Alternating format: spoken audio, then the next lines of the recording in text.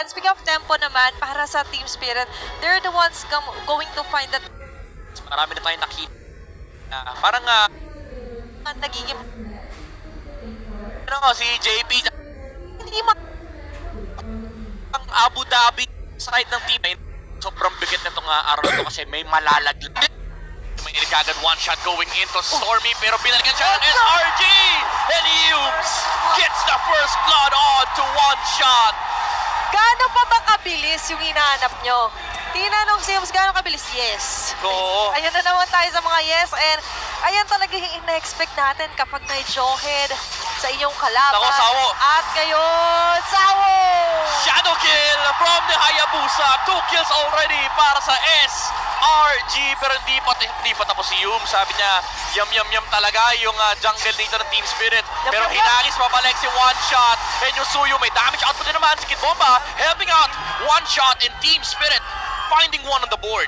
Guys, totoo po yung mga sigaw na naririnig nyo, hindi yan Oo. soundboard lang Oo. It's a real life crowd. Pero sa ngayon, masyado naging crowded talaga yung initiation din nila Humes. But definitely for SRG, that's a great start. At yun yung gusto natin, yung mga brawl-like. And micro and macro plays are very important, especially ngayon sa knockout rounds natin. Pero titignan din natin the overall picture here na sinisimula ni One Shot ang unang objective ng laro. Oo. Kumbaga, lahat ng dito, objective, yung Little Wanderer ginagawang Lord. Pero ito si Cram, nangugulo na naman. And Team Spirit, Lalo na narating. sabi nila, galit kami sa Pilipino. Ito si Cram, dumampa ng ilalim ng tore. Pero SRG, dinedelay lang naman nila yung take dito ng Team Spirit. Hinihintay pa nila si Sekais. And one level advantage dito yung Hayabusa. Baka nga mag-level 6 pa. Si Sekais bago nila simulan itong pagong na to. Pero may TP Stormy. Pinadala si Sekais doon sa purple buff, umi-invade. Ang dami naman nilang sabihin natin na-accomplish. And at the same time, magtatagumpay ba dito, hindi alam ni One Shot. Wala siyang alam. Si Kai! Wala siyang alam! And nahuli ni si Kais dito, si One Shot for the second time na Suyu falls down and rekta sa Golden. Anong objective? Anong pagong? Jungler ang gusto namin. Kung walang alam ngayon, alam niya na. Pwede Ganun pala yun. Pwede pala yun. At ngayon para sa SRG, hindi nilang sila nakafocus solely nga katulad kanina micro and macro. Sige, we'll do it, Athena. Check na agad yan dito. And ngayon, check ulit tayo sa first turtle na wala pa nakakuha. Grabe na yung hold na meron dito yung Aray Spirit ko. simula kanina pa. Tinamaan ng duality dito si Kid Bomba pero aabot pa rin naman yung ibang mga members dito ng SRG. Wala nga lang si Sakai, so wala silang retribution. So Team Spirit, makukuha nila ang unang pagong ng ating game pero hindi pa sila tapos ha. Gusto pa nila talagang guluhin yung buhay ni One Shot. At dami, si Sakai, so ang dami niyang snack break dito. Talagang yummy and especially for SRG. Nakikita natin kung paano nila na-maximize yung gantong klase ng mga hindi pag-recall guys ha. Gantong klase ng mga Naku, rotations and ayun. hit bomba there. Naku naman, grabe sila si Kais dito. Napangiti si Kid Bomba, sabi niya hindi ko ina-expect na biglang may pupunta ron. And SRG puts another one on the board. Currently, 4 minutes in, may 1.5k gold lead na nahawak ang SRG. And ito, Athena, nasusurprise ako kasi parang ito na ata yung pinakamataas na gold lead na nahawakan ng SRG din sa knockout stage. And tutumba na naman si One Shot for the third time. 4 minutes, 3 deaths on Team Spirit's jungler. And I do agree with you and so far magtutukay gold lead even before the 5th minute mark para sa SRG. That just shows na how Naku, strong they naku. are. Ano ba? Ayaw magpapigil ng Malaysia SRG! Oh, okay, napato pa si Cram, pero lang. tuto pa rin naman si Kid Bomba. Grabe naman si Kid Still? Bomba rito with the outplay, but still, tulad nga na sinabi mo, nakakuha pa rin ng additional kill ang SRG para kay Sekais. And definitely they will take out yung ganong klase ng mga pag-pick off, especially for SRG. Expect na natin may Louis Pili, may diversion play, but this early, di ba? Oo. And for SRG, iba talaga yung naging gising nila today. Matindi yung opening natin and sino ba naman hindi ma-hype up? Alam ko kahit yung mga nasa watch party natin all around the Philippines, sobrang nabibigla na ganitong klaseng SRG muli yung nakikita natin kasi during their run dito sa knockouts sa eventually bumaba nga sa lower bracket, parang hindi ganito ka-powerful. Oo. Yes, we've seen Innocent but Bomba! multiple kills, pero si Kid Bomba na naman yung bibigyan. Nakaisa na naman si Sekais, 5 kills already for the Hayabusa and SRG. Mainit nga, bumubulusok ang kanilang pag-aarangkada rito laban sa Team Spirit and sila ang makakakuha ng ikalawang pagong. Sila at sila rin talaga yung nagtatalaga ng what, when, and where. One shot.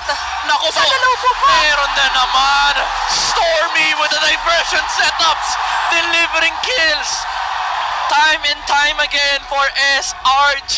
Ito lumilipad na ang mga heroes ng SRG kahit walang lane, kahit walang funny, tuloy-tuloy sila sa Grabe. paglipat ng mga lanes. Hiko, tinaman na Shadow Kill, flicker out para sa Beatrix. Mabubuhay dito yung gold laner ng Team Spirit, pero again, Athena, SRG just keeps on pressing the momentum against Team Spirit. Grabe, I'm getting goosebumps sa ganung klase ng mga salubong ng SRG. And definitely, hindi mo man nakikita for now yung pwedeng maging escape route doon ng Team Spirit kasi hindi mo talaga makita kasi sinasaratuhan nila Stormy. And up until the end, even si Kram, di ba, na nakikita natin yung forward, hindi to man-to-man na formation. Di ba, man-to-man. Dahil Oo. napakarami niyang kailangan man-to-han dito sa Man-to-man. Team Spirit. Man-to-man. Man-to-man. At ngayon nakikita natin kung paano rin naman tinatry bawin ng Team Spirit. Pero the momentum is just too much, especially with multiple kills in a row. Yeah. Wala pa tayong 7 minutes! Another one. Hayabusa with the shadow kill. Makakadash out dito sa Watcher pero binalikan. Okay, may out pa rin naman. May shadow out mula dito kay Sekais and SRG. They Yeah. don't want to stop kasi nabibigyan ng malaking espasyo dito si Innocent. Nakabasing na naman ang torre dito. Yung 1-1 and another diversion attempt. Di ba diversion yung duality. Mula kay Stormy, tinatamaan yung mga heroes dito ng Team Susunod. Spirit. And sobrang busy nila. Kalikutin itong nasa harap ng Team Spirit. Bababagsak nila si Kram. Pero uulitin ko, SRG. Ayaw nilang magpapigil. Tuloy-tuloy yung paggawa nila ng play. Sekais Sekais naman! with another shadow kill. Onto the backside, may revitalize. Pabubuhay sila. Innocent, falling pretty low. Tatamaan ba siya ng boba? Hindi. Pero nakalipad! Nakalipad si Innocent! And SRG keeps on flying. Innocent lives with 1 HP. And Sekais wipes out Team Spirit. Totoo ba to? Game 1 pa lang to! Tapos 7 minutes in sa game! And SRG, definitely pinapakita lang nila that they are the giants para dito sa matchup na ito. And so far, yung sinasabi niyong underdogs, nakapagpatumba ng ilang mga strongest regions here onto our knockouts, is ganito, binabata sila ng SRG. Grabe, napaka-layered nung plays ng SRG. Multiple angles with the shadow kill. Innocent proccing the stacks here with the weakness. And then nandun yung crossbow tang lumipad na yung 1-1. Isama mo pa dyan yung flicker flame. Wala kay Yumes. And inubos pa ni Sekais yung natitirang member dito ng Team Spirit. Wow. And ayaw talaga nila magpapigil. Now with a gigantic lead against Ayan na Team naman, Spirit. ah. Lalaban sila. Nakalipad pa! Another crossbow tang mula dito kay Innocent. And Team Spirit cannot match this aggression coming out from SRG. Innocent is guilty as charged dito onto giving that much damage laban sa Team Spirit. At ngayon, unang Lord ng laban. And in a snap, makukuha pa rin to ng SRG and Team Spirit right now can do nothing but stare back kung ano pa ba yung magiging play natin. Bakit parang masyado yata tayo nagiging magulo? Ang hirap nito kasi lahat ng angulo pinanggagalingan dito ng SRG. Kailangan nila bantayan yung mga shadows, Yep. yung diversion mula kay Stormy. And of course, kapag lumatag na sila ng team fight, kailangan mabilis lang din yung kanilang jump kasi nga may 1-1 and Sao again gets jumped on by SRG. And indeed, guilty as charged here is Innocent. Hindi siya innocent dito kasi Hindi. siya ang may kasalanan. Siya yung For SRG, suspect. siya ang primary suspect na kailangan hulihin dito ng Team Spirit. Ito na naman yung suspect at ngayon, mangilan-ngilan na tinatawag na nga siyang half Grabe. man and even a half base. Pero, Sobrang talino naman ni Yumes. Yumes. Hinakis yung unang minion para maaga mag-proc yung holy defense. pinaputok niya agad, no? And imagine ngayon for SRG, guys. they're thinking of another way para mas lalo ng pag-igtingin yung sobrang constricted na formation ng Team Spirit. Oo. Lord marching on to the top lane. Grabe. At pagbubok na nga rin din yung blessing doon sa may torre sa taas. And even si Kais right now, nakikita natin sobrang laya makapigin na Yumes. dito sa pinakabase ng Team Spirit. Yumes. Higit bomba na naman makata-target. And ultimate coming off ng Beatrix pero nandoon din naman yung proteksyon ng SRG sa Kais. Wala siya shadow kill dito so hindi sila makakahuli on side of Team Spirit pero ayaw magpapigil ng SRG. Ayaw din nila magpa-analyze. Gusto nila pakpakan na to. Gusto nila manalo sa game number 1. And Innocent naghaharap ng angulo dito pero sa Kais finds the Vexano on the backside. And isa pang tatalon dito si Kid Bomba pero hindi yung talon na gusto niya kasi papunta yun sa SRG. Si Kais May once isa pa again sa gilid. with the shadow. Tutubo Tumumba yung Torres sa may topside, one shot, looking to find the Hayabusa kill. Aabot yung kanyang pana, pero hindi sapat yun para mapatumba si Kais. 1 for 3. Definitely in favor yun ng SRG, guys. Kung naghahanap kayo ng action, ito yung laban na di nyo dapat na miss out. Ito yung laban na kada minuto nakakakita tayo ng kills na kukuha dito ng SRG. Actually, lagpas pa nga yung kill score nila dito sa minuto pa lang na Kaya nilalaro nga nila. Game 1 pa lang po ito sa lahat ng nanonood. Luzon, Visayas, o Mindanao man. Pero 12K gold lead Midnight. Sabi ng SRG, brawl meta pala gusto nyo ha, tara mag-brawl tayo. Sa sobrang bilis ng mga pangyayari, nakakagat ko na nga yung dila ko. Kaya nga tara mag-brawl, sumayaw tayo, sabi ng SRG. And Team Spirit ngayon, kailangan nilang huminga. Pero hindi nila mahanap yung hangin, hindi sila makahinga kasi ito na naman ang SRG. Yums na naman dito ng stun mula kay Sunset Lover, pero Ay, kailangan tama na na to, mag-back ah. out. Si Kram, sisilip lang. Oh. Nasa tabi siya ng damo. So napakataas ang kanyang HP Yep. regen. And yung Hilda hindi nga magalaw ng Team Spirit. Paano ka ba naman kasi gagalaw pag ito? And even so na nakikita natin na meron sana makakatch si Kid Bomb. May even si Sawa, bigyan natin ng magandang sitwasyon na magagamit or ma-maximize talaga yung Wrath of Dryad.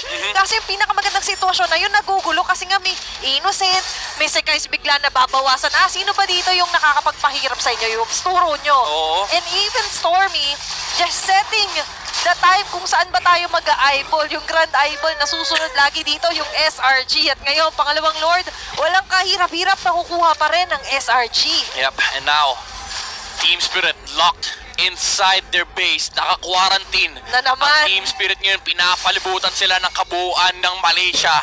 And ramdam na ramdam nila yung pressure. All they can do right now is clear. Pero with this Lord that is marching outside of the base of SRG, Yep. nakakatakot to para sa Team Spirit kasi kompleto yung SRG dito. May mga flicker mula kay Stormy, mula kay Yums. Kompleto Ma-inspire pa si Innocent and nandyan pa yung Yep. shadows na pwede na mapasok si Pwede. Kais. Conceal mula dito kay Yums. Yung sa may backside, naghaharap ng potential angle dito sa Kais. Looking at Nakakagulo, one ah. shot at the moment. Yung Torres sa middle lane, babagsak na mga March na rin yung Lord Unahin. sa loob ng base ng Team Spirit and Kid Bomba. He has to find the space here against SRG. Kailangan niya makagawa ng space para makapag-deal ng damage si Hiko. Pero successful ang kanilang defense. Mapapatuman nila yung Lord. Pero si Kais, missing the shadow onto one shot. Pero may minion wave pa dito sa may middle lane. Mukhang tutumba na nga yung Torre dito. Pero Yums! With the stop on the force. Pero hindi inabot yung kanyang Uriel. Kid Bomba, tutumba na. And may Winter Current purchase pa dito sa Stormy. Pero si Kais, looking for the objective. SRG, Innocent, wants to take out, wants to clean out the house of Team Spirit here. Shadow kill onto Hiko. May Wind of Nature pero makaka-out pa rin naman si Kais. And makakapag-tower lock pa ang SRG. The minions are still there. Si Kais once again with the shadow taken out. The Beatrix and one shot goes down as well. And SRG dominates game number 1. Can you hear those screams and cheers para sa SRG? Grabe kung gaano kalakas yung naririnig natin na hiyawan sigawan, ganun din kalakas yung pinakita nilang puwersa on to defeating Team Spirit sa nangyaring game number 1 na yun. Pinanood nyo ang SRG sa kanilang lower bracket run with all those late game victories. Pero sabi ni Coach Arcadia, sawa na kami sa late game. Let's dominate the early game. And Team Spirit felt the change. And wala silang naging response. Kanina sinabi, it's a comeback day kasi nagbalik nga tayo from where it all started. Pero there wasn't any comeback sa nangyaring game number 1 na yun, Midnight, all throughout for the next... Antianara, Evo is easy. But for the 1-1 to